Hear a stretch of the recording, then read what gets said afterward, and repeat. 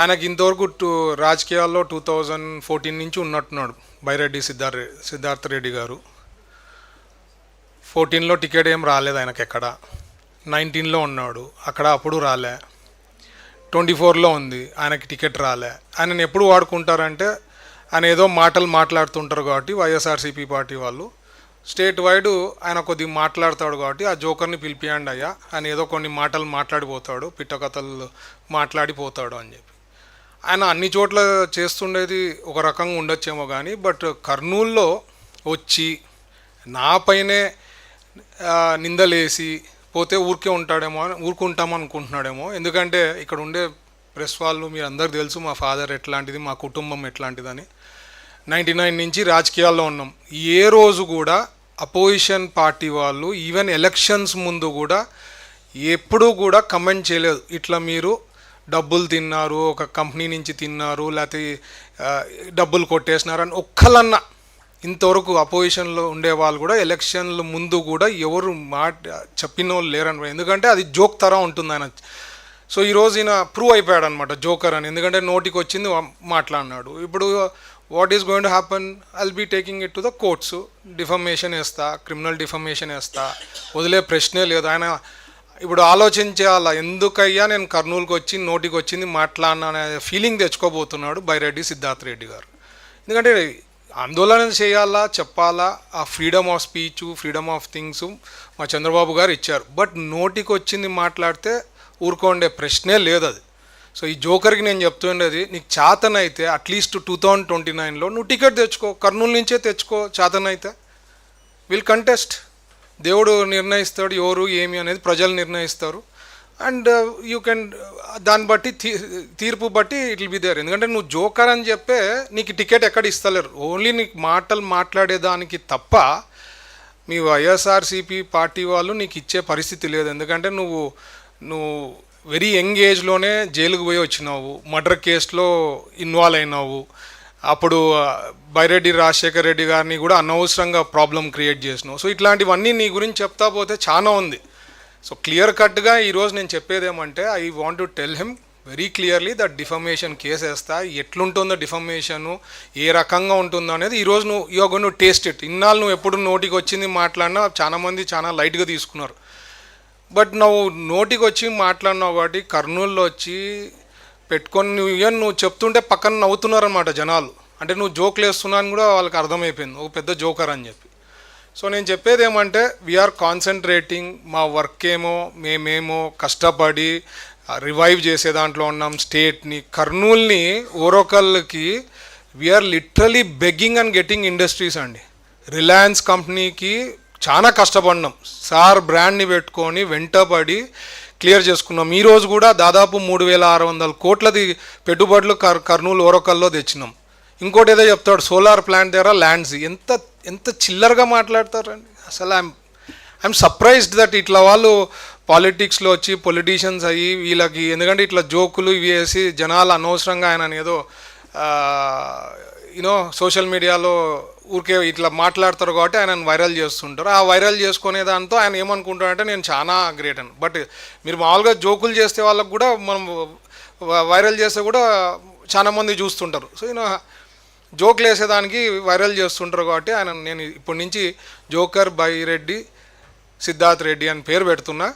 And నువ్వు నిరూపించాలా, నువ్వు అన్నావు ఈరోజు ఒక నెపం వేసావు, 45 crores తీసుకున్నావు. నువ్వు ఏ కంపెనీ దగ్గర నుంచి తీసుకున్నావు, ఎప్పుడు తీసుకున్నామో నువ్వు చెప్పు, చేతనైతే చెప్పు, ప్రూవ్ చేయి. Anyways I'm going to put defamation case, criminal defamation ఉంటుంది, civil defamation, whatever it is there, I'm not going to leave it. But point is, just because నీకు ఒక పేపరో ఒక ఛానల్ ఉందని చెప్పి నోటికి వచ్చింది మాట్లాడితే ఎవరు ఊరుకునే వాళ్ళు లేరు. You will face the consequences on this subject very soon. And you will realise also ఎందుకయ్యా నేను వచ్చి కర్నూలులో మాట్లాడినానని.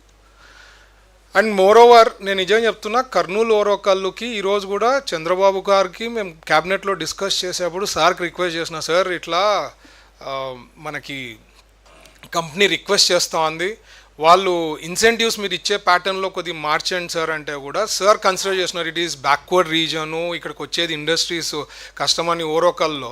And I myself target పెట్టుకుని ఎలక్షన్స్ ముందు మేమేం టార్గెట్ పెట్టుకొని ఇట్లా, బట్ ఎలక్షన్స్ ముందు చెప్పిండేది ఇక్కడ ఇండస్ట్రీస్ తెస్తాం. ఈరోజు దాదాపు 10,000 కోట్ల పెట్టుబడులు అయ్యి అక్కడ పనులు జరుగుతున్నాయండి కర్నూలులో, ఓరోకల్లో.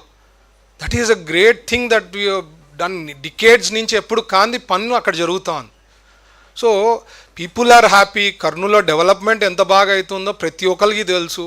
సో లేనిపోని కాంట్రవర్సీసు, ఏదో లైమ్ లైట్లో రావాలా, ఏదో ఒక రాళ్ళు వేయాలా, అప్పుడు మా పేపర్లో అట్లీస్ట్ పేపరో ఛానల్లో చూస్తారని చెప్పి మాట్లాడితే కరెక్ట్ కాదు. మీరు ఇప్పుడన్నా మారితే మీకు బాగుంటుంది. నేను ఎప్పుడు అంటుంటా, మీరు అట్లీస్ట్ ఒక్కొక్క అపోజిషన్ తర నీట్గా ప్లాన్ చేస్తే రేపు అపోజిషన్లో కూర్చొని స్టేటస్ అన్న వస్తుంది 2029లో. లేకపోతే అది సింగిల్ డిజిట్కి పడిపోతుంది. ద వే అసలు ఆ స్ట్రక్చరు, టాప్ లీడర్షిప్ నుంచి కింద వరకు బాటమ్ వరకు ప్రతి ఒక్కళ్ళు వాళ్ళ స్టైలు, వాళ్ళ functioning, they are not realising what people have given mandated in 2024. అవి అసలు అర్థం చేసుకోవడం లేదు. ఎందుకు మాకు 11 సీట్లు వచ్చినాయి, ఏం చేస్తే రేపు పొద్దున్న మాకు ఇంప్రూవ్ అవుతుంది అనేది ఇప్పటివరకు కూడా వాళ్ళ థింకింగే లేదు. మీరు చూస్తే అసలు ఆయన ఎప్పుడైనా ప్రెస్ మీట్ పెడితే అదొక పెద్ద జోక్ అయిపోతా ఉంది, వైరల్ అయిపోతా ఉంది ఆ సబ్జెక్టు. ప్రతిసారి ప్రెస్ మీట్ వస్తారు, ప్రతిసారి ప్రెస్ మీట్లో ఏదో ఒకటి తప్పులు మాట్లాడతారు, సబ్జెక్ట్ లేకుండా సబ్జెక్టులు మాట్లాడతారు, and that is becoming viral. అసలు సబ్జెక్ట్ ప్రిపేర్ అయ్యి వచ్చాన్నా సరిగ్గా మాట్లాడేది ఒక ముఖ్యమంత్రి స్థాయిలో పనిచేసిన వ్యక్తి కూడా is not able to do it. So I'm surprised. ఆ పార్టీ, నేను ఎప్పుడు అంటాను, ఆ పార్టీ మాకు ఒక రకంగా అట్లా పార్టీ ఉండడం కూడా ఒక అడ్వాంటేజ్ అనుకుంటాను. ఎందుకంటే ప్రజలకు తెలుసు ఇట్లా వాళ్ళతో ఏమి కాదు అని చెప్పి. అండ్ ఏదో ఒక ఛాన్స్ అయినా రిక్వెస్ట్ చేసినప్పుడు 2019లో ఒకసారి ఇచ్చారు, కానీ I don't think never ever that party is going to come back. And ఎందుకంటే సొంత చెల్లికి, సొంత మదర్కే న్యాయం చేయని అతను ఆయన ఏం చేస్తాడు ప్రజలకు అనేది అందరికీ తెలుసు. సో వాళ్ళ స్ట్రక్చరు, వాళ్ళ టాప్ లీడర్షిప్ నుంచి కింద వరకు they don't have any base. Future is not there. ఖచ్చితంగా ఫైనల్గా నేను చెప్పేది అంటే, Byreddy Siddharth Reddy garu, please face the legal consequences. You are going to realise what it is. You are not going to prove 45 crores where it has been taken. ఏదో pharma company పేరు చెప్తున్నావు, ఇంకేదో మాట్లాడినావు, జోకర్ లెక్క చిల్లర మాటలు మాట్లాడినావు, అవన్నీ కూడా you are going to face consequences and serious action will be taken on you. Thank you. అదే చెప్తున్నా, చాలా joke. That is what I'm saying. అసలు దేవుడు బాగా ఇచ్చాడండి నాకు. I don't need to depend on anyone. మా కంపెనీలో 10,000 మంది పైన పనిచేస్తున్నారు. అండ్ ఎవ్రీబడి ఇక్కడ ఉండే వాళ్ళు అందరూ తెలుసు టీజీ వెంకటేష్ గారు ఎట్లా, మా ఫ్యామిలీ ఎట్లా, కుటుంబం ఎట్లా, మేము ఎట్లాంటి వాళ్ళు, మా డిసిప్లిన్ ఏమి అని. అనవసరంగా వచ్చి నువ్వు సబ్జెక్ట్ ఏమన్నా ఉంటే మాట్లాడాలి. నోటికి వచ్చింది మాట్లాడితే సెన్సేషన్ అవుతుంది, హెడ్లైన్స్లో వస్తుందని మాట్లాడడం కరెక్ట్ కాదు కదా. You have any proof, you should have prove and company పేరు చెప్పాల్సి ఉండే కదా. Why is not told the company name?